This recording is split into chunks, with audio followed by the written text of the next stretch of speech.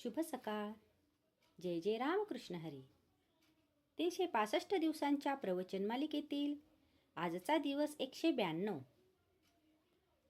आजच्या भागाचे नाव आहे सत्पुरुष आणि त्यांचा अनुग्रह. सत्पुरुषाचा अनुग्रह झाला म्हणजे त्या व्यक्तीच्या प्रापंचिक आणि परमार्थिक बाबतीमध्ये त्या सत्पुरुषाची सत्ता असते. सरकारच्या हातात सर्व सत्ता असते आणि राज्ययंत्र सुरळीत चालण्याकरता एकेका खात्याकडे एक एक कामगिरी सोपवलेली असते.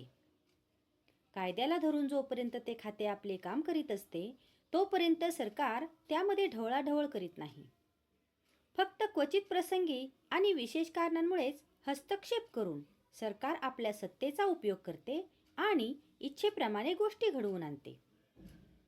तोच नियम इथेही लागू आहे. प्रापंचिक बाबतीमध्ये प्रारब्ध हे एक खाते आहे. त्याचा संबंध देहापुरता असतो. प्रत्येकाच्या प्रारब्धानुसार त्याला बऱ्या वाईट गोष्टी भोगाव्या लागतात. सत्पुरुष होता होईल तो अत्यंत त्यामध्ये ढवळाढवळ करीत नाही. फक्त व्यक्तीच्या कल्याणाकरिता जर जरूर असेल तर मात्र सत्पुरुष त्यामध्ये ढवळाढवळ करतात.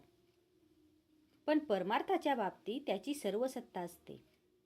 आपण मात्र त्याने सांगितलेल्या साधनांमध्ये राहून त्याला त्याची कामगिरी करण्यात अडथळा न येईल असे वागणे जरूर असते. हा अडथळा अनेक प्रकारचा असतो. एक म्हणजे त्याने सांगितलेल्या साधनांबद्दल शंका घेणे. दुसरे म्हणजे दुसऱ्याला अमुक एक दिवसामध्ये साधले, मला का साधत नाही असा विचार मनात येणे. आणि तिसरे म्हणजे सांगितलेल्या साधनापेक्षा काही अधिक किंवा कमी करण्याचा प्रयत्न करणे.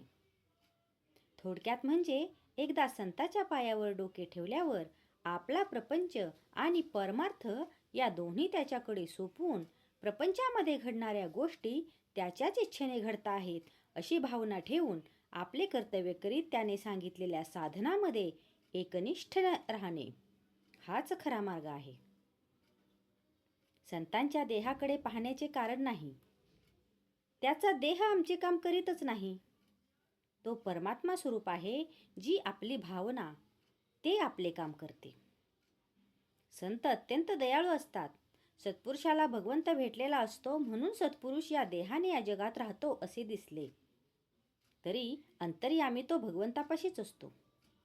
म्हणून आपण सत्पुरुषाकडे जात असताना जगातल्या वस्तूंविषयी वासना धरून गेलो तर ते योग्य नाही. सत्पुरुषाला त्याच्या लक्षणांवरून ओळखता येणार नाही. पुस्तकामध्ये दिलेली जी लक्षणे असतात त्यांच्या पलीकडे संत असतो. त्याला ओळखायला आपल्या अंगी थोडे तरी भगवंताचे प्रेम आवश्यक आहे. भगवंताचे प्रेम हे एक मोठे वेड आहे.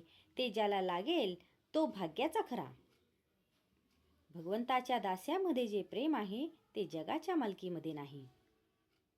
आजचा हा भाग तुम्हाला कसा वाटला हे कमेंट करून नक्की सांगा. कमेंटमध्ये लिहा जय जय रामकृष्ण हरी.